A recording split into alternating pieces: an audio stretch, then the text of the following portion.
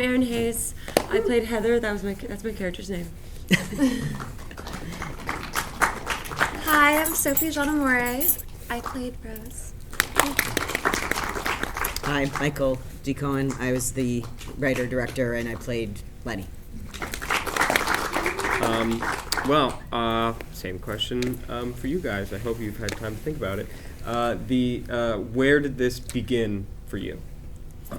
Honestly, it began because I have a directing reel that only had multicam on it, and my reps were like, come on. And I'm like, okay, I'll just write something that's single camera, that's a film. And so I really wanted to do something female-centered. Okay. And there were some other movies, like features that I wanted to direct that had these really strong female themes and female relationship themes. And I'm like, okay, I also feel really connected and passionate about that. So I just came up with this idea and went with that. Great. And for you guys? I mean, I didn't know anybody involved with it but knew the casting director, so got approached for that. And I love to say yes to people's, passion projects that they want to do. And it was such a cute script. It's like very sweet. I liked the mother-daughter relationship. Mm-hmm. So it was, weekend in Idlewild, 3 days, let's do it. Why not? I mean, come on, like, she didn't know me. Erinn didn't know me. Like, Edie, the casting director, was amazing and introduced us. But, like, what a trooper to come all the way up in the mountains for 3 days to hang out in a cabin where she didn't know anybody and work on this project. I was so blown I away. did insist on my own room. I did do that. I was able to. Okay. And for you? There was like so many people that connected us, I feel Yes. like. My acting coach, like I had a couple of friends be like, oh, Michael's working on this and I think you'd be perfect for it. And then Edie had already casted me in something before, so Yeah. I think that somebody let you know or told you my name, and then There was a number of people. I was like, do you know anybody who would be good for this? And it was like, Sophie, you should call Sophie. Try Sophie. And it was like, yeah.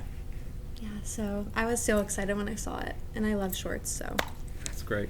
And about the location, how'd you find it? What was it like shooting there? What were the challenges? Well, it wasn't written for snow. Okay. It snowed 2 days before the shoot.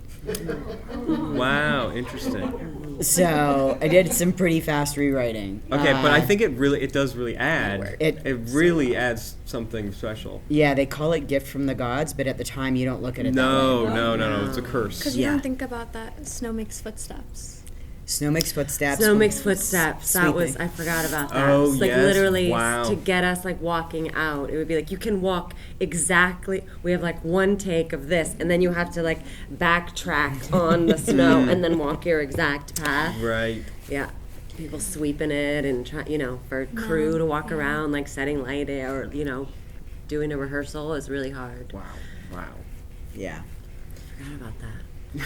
I'm so sorry. Yeah. But also, it came out looking fantastic. Oh, thank you. know. Thank you. And then I did want to ask, what did really the three of you guys? Well, I mean, so I want to hear about the two of you guys and the relationship that you fostered to create that chemistry, and then also separately how you were involved in helping facilitate that chemistry. So let's start with the two of you. But it was interesting, I think, because we had all these everything we shot until the tent, really, were very small, short scenes. Mm-hmm. And the tent was literally like the last scene that we shot. Yeah.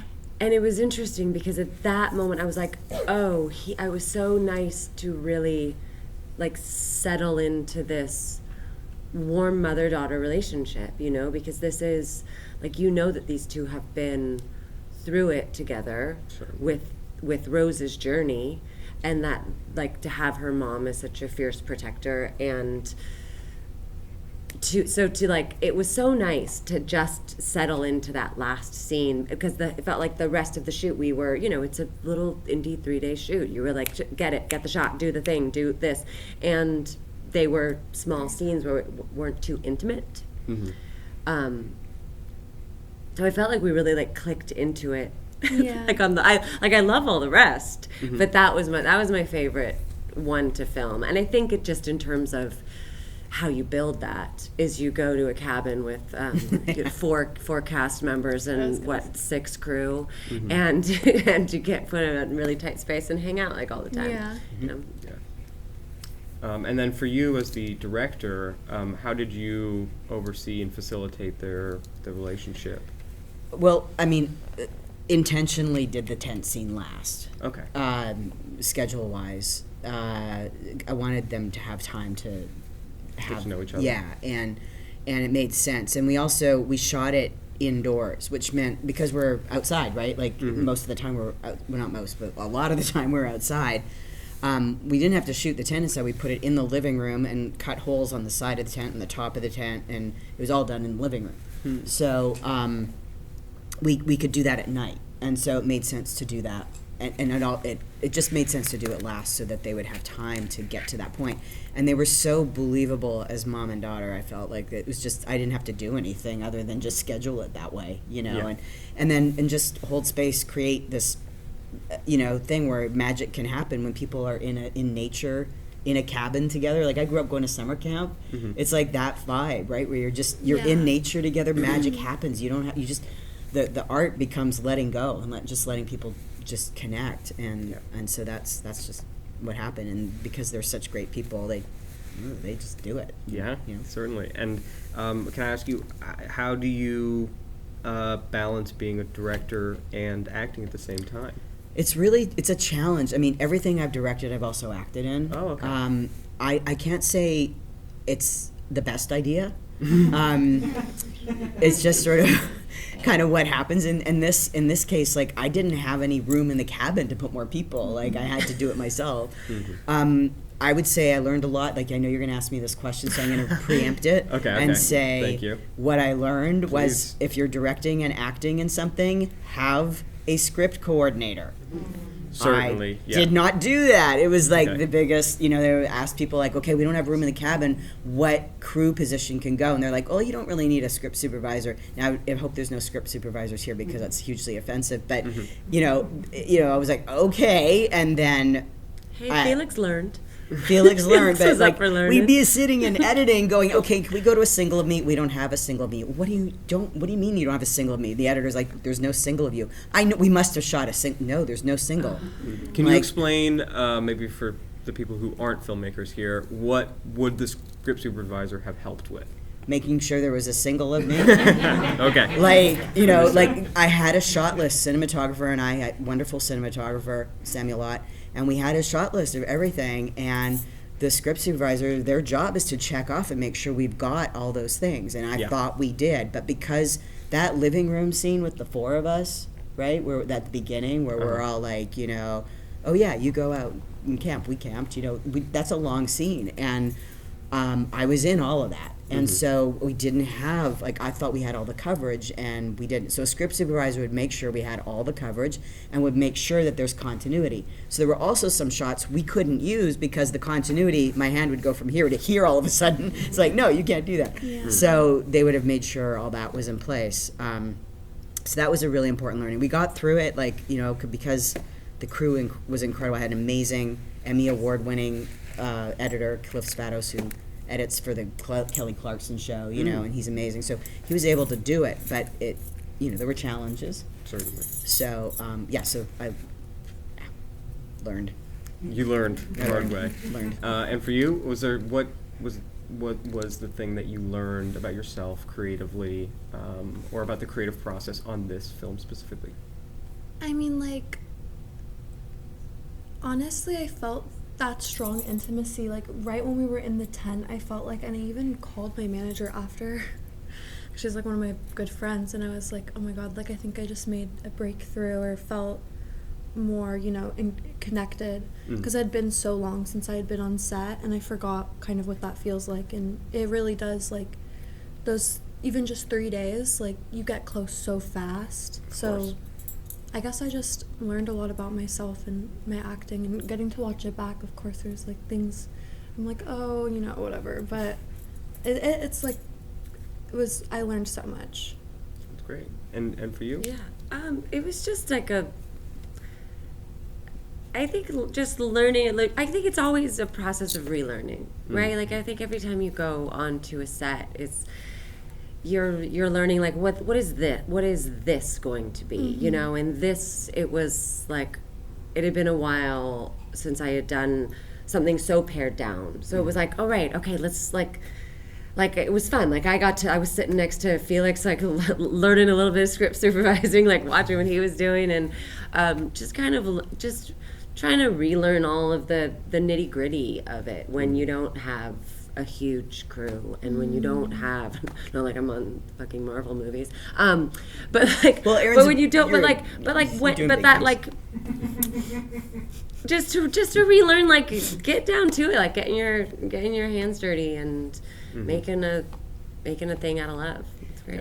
Felix was our associate producer and functioned as a producer in the end, and he's never done script supervising before, so we were like just threw him in, and like, you know, it was like okay, and he did a great job, you know, but that wasn't his job to do, but we threw him in. Yeah, well, many hats. Yes. Many hats. Anyway, thank you guys so much. Really appreciate it. Oh my God! Wait! It's questions from the audience. I'm so sorry. I've been doing this all day. Yeah. Okay. Sure. Questions from the audience. Questions from the audience. Anybody? Come on. Somebody brave enough to throw their hand up. Chloe. Okay. No, you in the back. Me? Yep. So she said it snowed 3 days before, so you were prepared to do it just without snow, and then had to switch everything. Yeah, it was going to be fall camping, not winter camping. It was going to be just, you know, being outdoors kind of thing. It didn't have this sort of winter snow thing. Did you have to buy new props, new gear for wardrobe? Yeah. Kind of, like, we didn't have to, like, we made sure everybody was warm enough. Had long underwear. Yeah. And like all of We that bought stuff them was long good. underwear, and we like cut and went shopping last minute on Amazon and got I stuff. feel like we it was found mostly out. the tone shift Yes. of making them as a family much more hardcore campers. Yes. Like I don't snow camp, but that sounds terrible. Who snow camps? That's awful. Mistakes, I mean, It ups the stakes, Yeah. Yeah. Absolutely. It was hard for the crew because some of them did not have the right footwear, you know, and were cold, and so My feet were, I lent wrapped my people feet in boots. saran wrap. We had to buy lots of salt to ice things, like to make things not slippery. You know, there was stuff like that. There was some scrambling, but Yeah. it In was 48 hours too. yeah. My God. It There was was also certain things that there was one shot I remember we couldn't do because it wasn't safe with the snow. yes, yeah. There were certain shots, certain ideas that there was. You know, you wouldn't know from this, but there was a part where you actually find out that they were camping like 200 feet from the house. Right. That's why they're carrying the tent when they come back. So the shot was them coming from the thing, and then it just pans, and then you see the house.